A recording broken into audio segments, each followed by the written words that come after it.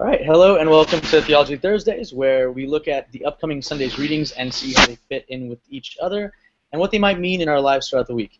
I'm Nathan Stell, and this is going to be the fourth Sunday of Ordinary Time. So we're looking at the readings for the Catholic Mass this coming Sunday. Last week, I gave a little progression of things that were going on from the previous week, last week, and then this week. And I think I'll kind of do that for one more week. So last week, the basic summary was the Lord is coming. Repent and be saved, Jesus was telling us. This week, we're seeing how Jesus is God with us, and my meditation is really kind of focused on how this is really about relationships in our lives. And the next week, Jesus continues doing the stuff doing the things in his ministry that are intrinsically related to what he's preaching. So, a really quick summary of the readings this week. The first reading from Deuteronomy. The Lord is coming in Jesus, basically. Moses telling the people that God's going to send someone, basically, to be a mediator. And the psalm, if today you hear his voice, harden not your hearts.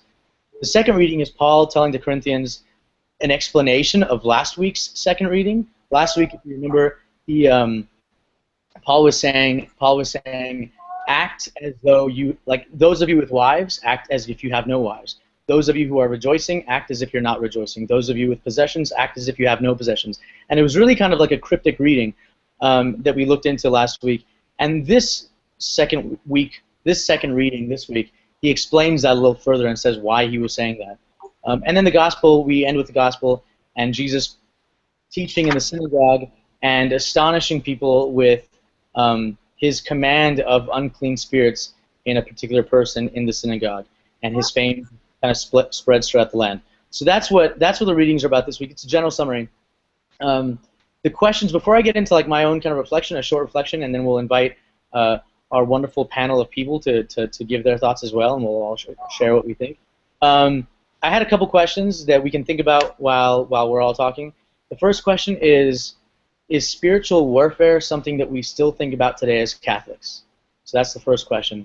And then the second question that I had today revolved around Jesus clearly being on a mission and having a purpose in his life, and he totally moved along this mission and purpose with this single-minded ambition.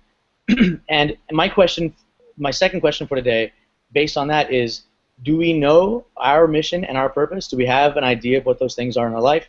And if we do, what does it have to do with our relationships with our community and the people that God has put in our lives and might put in our lives in the future? And I'll explain why I'm talking about that. So again, going back to the readings, it really kind of struck me as I was reading them that they're all about relationships. And I mean, they're about a lot of things, and you can really keep unpacking them. But for me today, I was really meditating on the relationships present in the readings. Jesus started his public ministry, his miracles, everything he did after he was baptized. And as I was thinking about what baptism is really a welcoming into the family, into the covenant, and into the relationship with God, between people and God.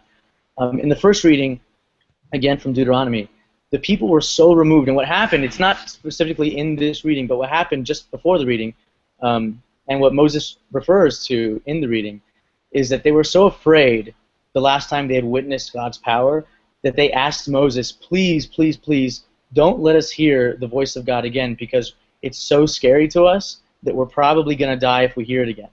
And so Moses basically tells the people, God's going to send you somebody to be a mediator, to act in between you and God, so you don't have to worry about God's wrath.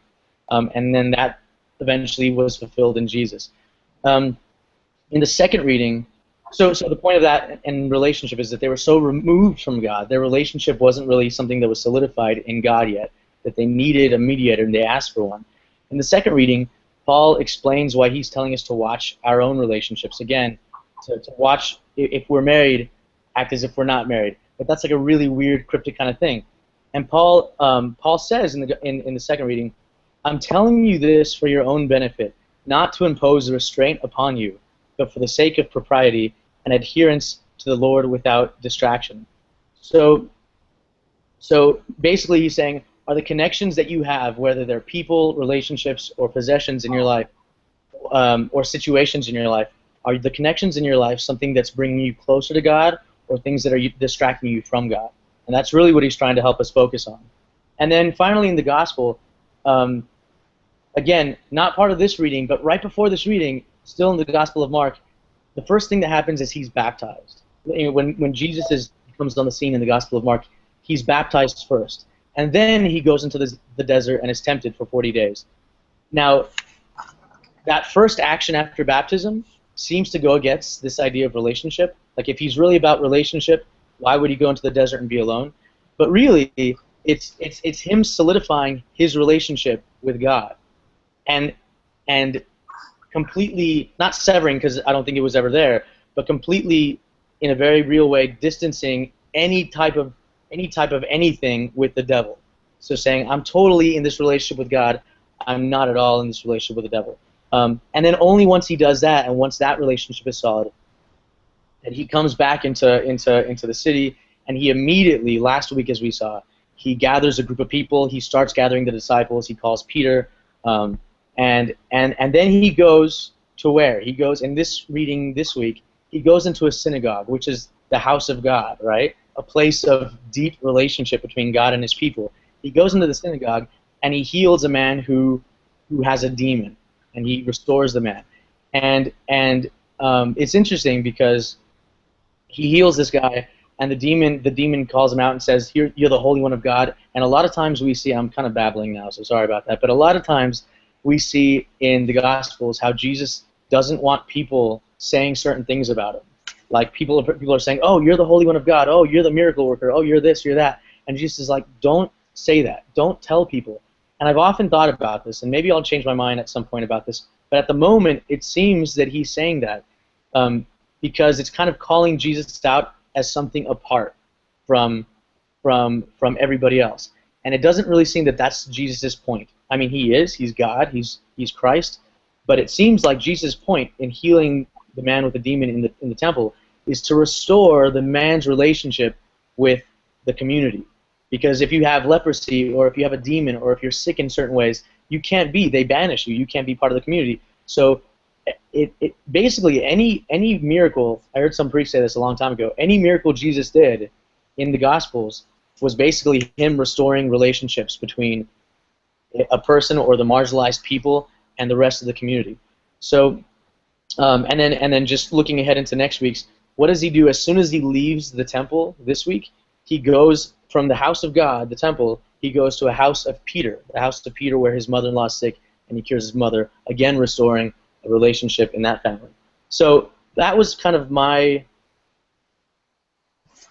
a lot of my thoughts all at once. Maybe that was a little fast.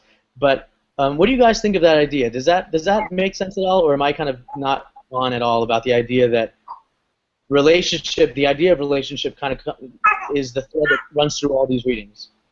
I agree with that, but let me just, I think, correct something you said in the Gospel. I looked it up in my study Gospel because I've never figured out why would he silence the Spirit who is acknowledging who he is, right? Mm-hmm. Well, apparently, according to my study Bible, in the Hebrew culture, the notion of using someone's name implies some kind of control or power over that person. So that was, if I understand correctly, one of the reasons that the Hebrews never used Yahweh. That was God's name for himself. And they talked about the Lord, whatever. So in this man who is possessed, in the Spirit calling out and saying, you are the Holy One of God, it is, according to what I understand, it's like an attempt to actually regain some power, because of course God is over the evil one. So in naming him, he was trying to actually maybe rebalance the situation so that he could have some kind of mastery over this Jesus. And in Jesus silencing him, he stops that. He stops it cold, and then he takes the Spirit out of the man. I think you're right about reestablishing relationships, but that's what I learned about into the Spirit and Jesus. Sure. Thank you for that. Yeah, definitely. I like what you just said, Laura. That makes a lot of sense to me, and it's actually something that I'd always kind of wondered about throughout the gospel, because Jesus is often telling people, oh, don't tell anyone. When he healed the blind man, he said, don't tell them that I did it, and several times. And there was a part of me that just reasoned that it was because he didn't want people coming to him solely because they wanted something, but rather he wanted people to seek an actual relationship with him. But then, he says in other places, like, bring me the sick and bring me the poor and bring me the children and bring me. So it's not congruent. But what you're saying makes a lot of sense. Um, it makes a lot of sense. But I agree with you, Nathan, about the relationships being important, and the reading from the second reading especially um, has always stood out to me a lot. It's always been important to me, partially because my mom used to read it to us when we were younger, and she would say, you are the single women, you are the virgins, and you should be dedicating your free time to the Lord. Which is true. She was right, and we did a lot. I mean, we were teenagers at the time, so we did teenager things too. But it's true as a married woman that I cannot focus on ministry the way I could before I was married and before I had children and all of that. But I feel like my relationship with God is not lessened because I have a husband who believes in the same God I do, and I think we have a godly relationship. And I feel like we, try to keep that a big part of our lives. And so I think that, yeah, that's what St. Paul was talking about in that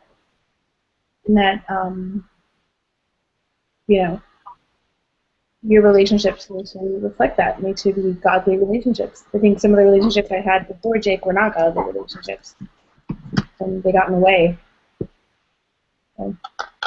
And I think one of the things that especially married people need to do is to stop thinking that they do any less.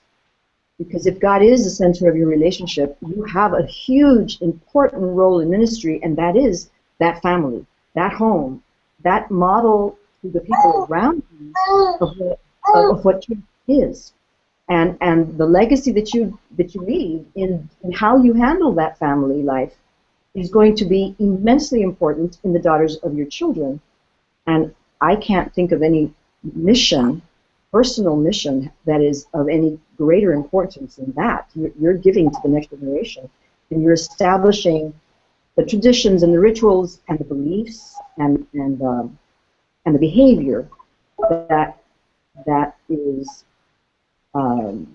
parallel with those beliefs. That is huge, and I think the years that you were single and devoted to other types of ministries, and at the point that one of you will come to the point where I am, where you are alone again, then you may have time for other things. I remember being in college, and one of my friends went with me to a church function, a meeting of some kind, I can't remember, and he was laughing at the Catholic Church because, look at all these widows, these old people, they have nothing else to do, so of course they're involved with church.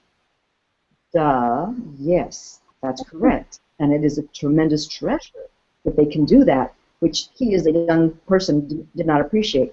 But there is a mission, I believe, going to Nathan's second question, I think in every part of our lives, and that mission will change. And it doesn't make the ministry that you have right now in your home ministry any less valuable than what you may have done before or what you may do in the future when you no longer have to take care of those very dependent children, Things just change, and God is calling us at each moment of our lives, and I don't think anyone should ever feel like they have to apologize for the fact that they're not doing some other ministry. Well, you're not being called to that ministry right now. You've got something very special going on in your life. I think that's really valuable. Thanks, Laura. Well, I've been there, done that. the readings really stood out to me quite a bit in a lot of different ways. Well, first of all, the psalm is kind of funny. Every time I hear this song, Sophia's tired of hearing this, I'm sure. I love this psalm, and the reason why is because it's the first psalm I ever sang in the church, and I sang it when I wasn't Catholic. Oh no! Yeah, I was up on the altar singing, and I wasn't Catholic because they really needed somebody to sing the psalm, and I was just a music major, and being like singing the psalm actually had an impact on me. Um, it was significant. I mean, being there in the church because of the fact that I was just there to sing was very significant. But other than that, the message in the readings is immense. There's a lot. There's layers there, especially for the church. I mean, we base our priesthood a lot off of these readings. You know, we base the priesthood off of how priests should be free of the anxieties of marriage, and there's a lot of justifications there. Um, it's amazing to me to see the what specifically how he says, I should like you to be free of anxieties. I really love that he doesn't say, I should like you to free yourself of anxieties, like get rid of them. But rather he says he would want you to be free from them, just to liberate yourself, just to say, I have these responsibilities, but I'm focused on Christ, rather than saying these anxieties are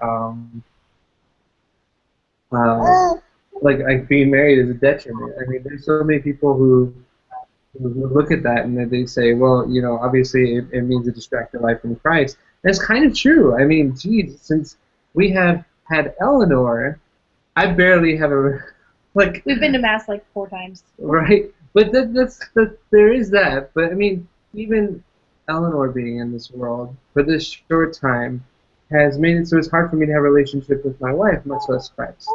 You know, and although I try to bring myself close to Christ, I feel much closer to my wife than Christ because I actually touched her. You know, and being married, being tied to someone else is immensely distracting. But I think that Paul didn't really intend that to be the focus. I think Paul actually intended it to be a dichotomy. He wanted to demonstrate that we're often distracted as if we're married.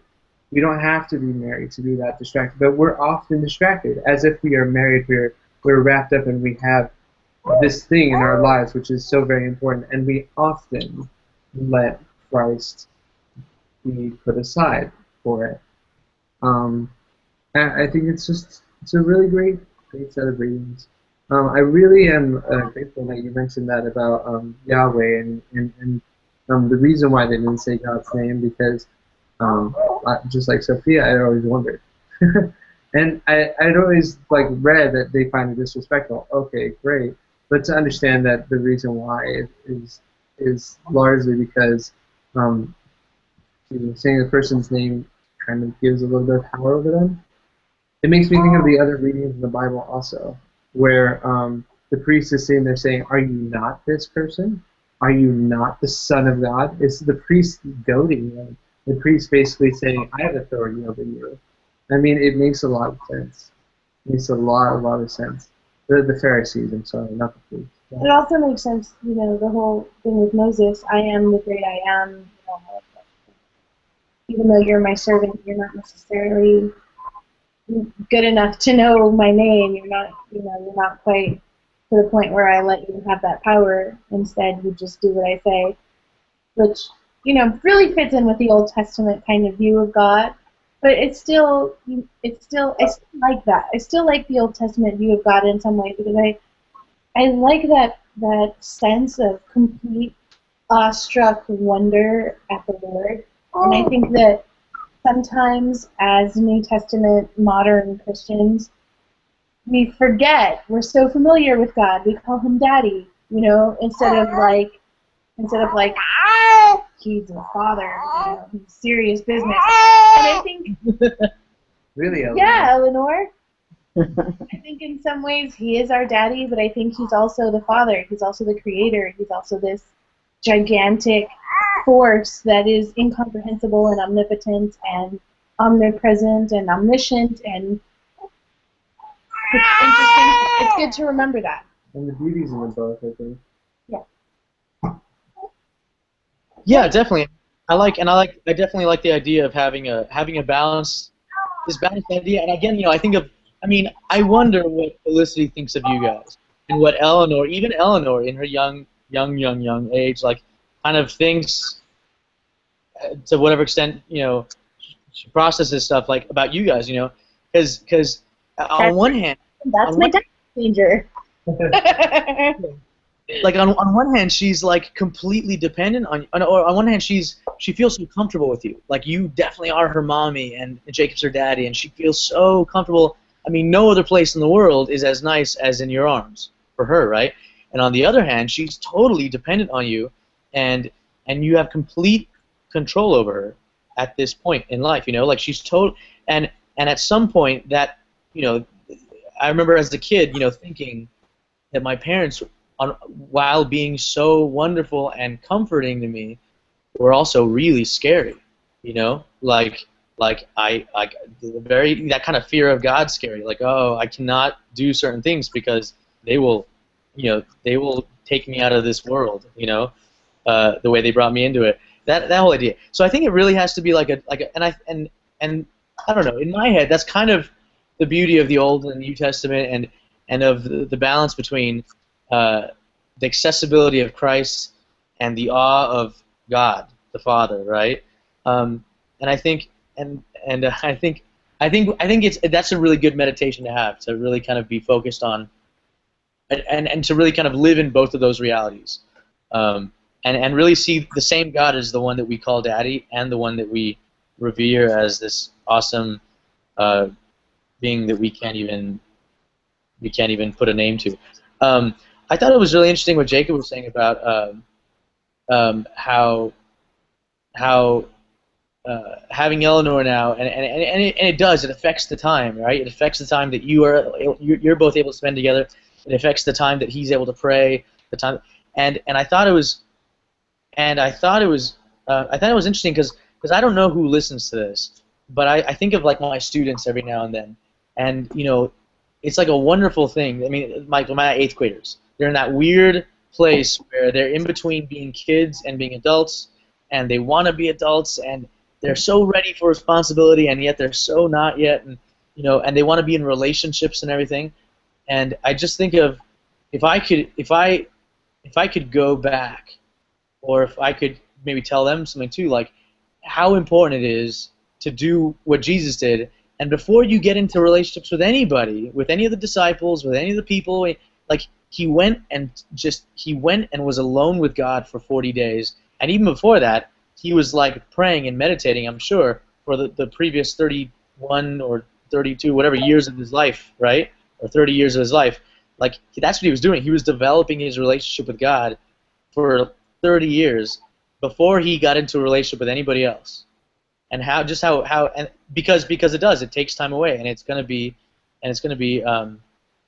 change your life totally. So it's really cool that you guys have, like you're saying, you guys have a pretty godly relationship, and you're able to serve God through your relationship with each other and through your relationship with your kids, and just how important that is. And I knew you guys before you were married, and I know a lot of your time was being put into prayer, and being put into like the church, and being put into these ministries you were doing. So I don't know. I think that's really great. We think it's great too. Cool.